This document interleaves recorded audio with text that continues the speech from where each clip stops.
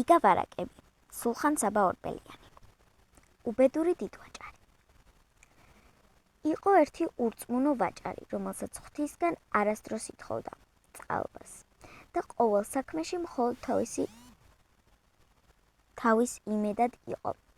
ერთხელ გადაწყვიტა, რომ მთელი თავისი მონაგები ფულით ხორბალი იყიდა. ფიქრობდა, ეგ გაისად კარგი მოსავალი არ დარჩეს და ამ ხორბალს 4 ფასად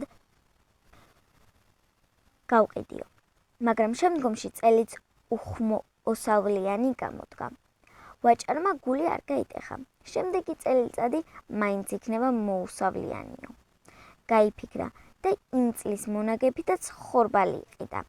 მაგრამ ყოველწლიურად მეტი და მეტი მოსავალი მოდიოდა. ვაჭარს ხორბალი გაუფუჭდა და გადასაყრელად გაუხდა.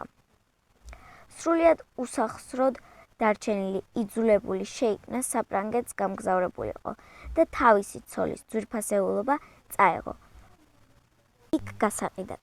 რადგანაც საფრანგეთში სამკაული ყველაზე ძვირად ფასობდა, წავიდა ვაჭარი, სამკაული კარგ ფასად გაყიდა, აღებული ფულით კი ვაჭრობა წამოიწყო. საქმე კარგად წაუვიდა და დიდი მოგებაც ნახა. სულ იმის ცდაში იყო, რაც შეიძლებოდა მეტი სიმდიდრე დაეგროვებინა. მომხვეჭელობამ ისე გაიტაცა, რომ შინ დაბრუნებას აღარც ფიქრობდა. ერთ დღეს ვაჭარმა ნავით გასეინება გადაწყვიტა. იმის შიშით არაფერი მომპარონო. რაც კი ძვირფასეულობა გააჩნდა, თან წაიღო. ნავში მჯდომიც კი გამდიდრებაზე ფიქრობდა. ამ დროს ზღვა აღელდა, ნავი დაიმსხვრა და მთელი მისი ქონება ზღვაში ჩაიკარგა. თავად ვაჭარი აზვირთებულმა ტალღამ ნაპირზე გადმოისროლა. დარჩა ასეთ ცარიელტარიელი, ბედისანაბრად, დამწუხრებული გაუყვა ნაპირს, იარა და ერთ ქალაქს მიედგა. მონახა ამ ქალაქის მფლობელი და უამბო, რაც თავს გადახდა. ქალაქის თავს შეებრალა ვაჭარი და უთხრა: აქ დარცი, ჩემი ადგილმამულის მოურავად დაგინიშნავ, რასაც გადაგიხდი, შეაგროვე და იქნებ უწინდელზე მდიდარიც კი გახდე. ვაჭარმა გაიფიქრა, ალბათ ცოტას გადამიხდიან, ვაი თუ არ მეყოსო და პატრონს ბიღლიდან ბრინჯი და ხორბალი მოჰპარა. დადგა მოსავლის აღების დრო და მოუარავს კარგი გასამჯაო მისცეს. მაგრამ შერცვა თავისი საქციელი ისა და გადაწყვიტა ნაქურდალი ბრინჯი და ხორბალი უკანვე დაებრუნებინა. ამ განზრახვით პატრონის ბეღლისკენ გაეშურა. სწორედ ამ დროს შეამჩნიეს მსახურებმა. ეგონათ საქურდალად მიდისო, გაიქცნენ და ქალაქის თავთან დაასმინეს. გაბრაზდა ქალაქის თავი, ვაჭარს ნაბოძები უკანვე წაართვა და თავის მამულტანაც გააწევა. წავიდა დაღონებული კაცი ზღვის ნაპირთან ჩამოჯდა და მწარე დატირდა. ამ დროს ნაპირს ნავი მოადგა, რომელშიც 10 ვაჭარი იჯდა. მათ შეებრალა დამწუხრებული კაცი და სანუგეშოდ 10 ცალი ბრილიანტის თვალი აჩუქეს. კაცმა 5 ბრილიანტი შარლის სარჩულაში ჩააკრა, 5 პირში დამალა. პირზე კი ალიკაპი გაიკეთა, რომ არ გადმოსცვენოდა. გაუდგა ისევ გზაზე მეკობრეები შემოეყარნენ და რაღაც კითხეს. კაცმა ხმა რომ არ გასცა, იფიქრეს მუნჯიაო. ერთმა მეკობრემ თქვა, მოდი გავძარცვოთო. მეორემ თქვა, რა უნდა წავართვოთ, არაფერი აბადიაო.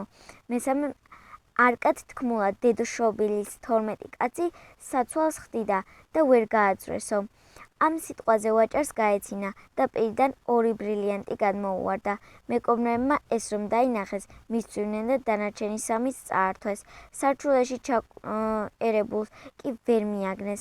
მეკობრეებმა ეს ბრილიანტები ქალაქში წაიღეს გასაყიდად. ამ დროს ისინი მეფის ვაჭრებმა შენიშნეს. ბრილიანტები წაართვეს და თვითონ ისინი კი მეფეს სიკვდილით დაასჯევინეს.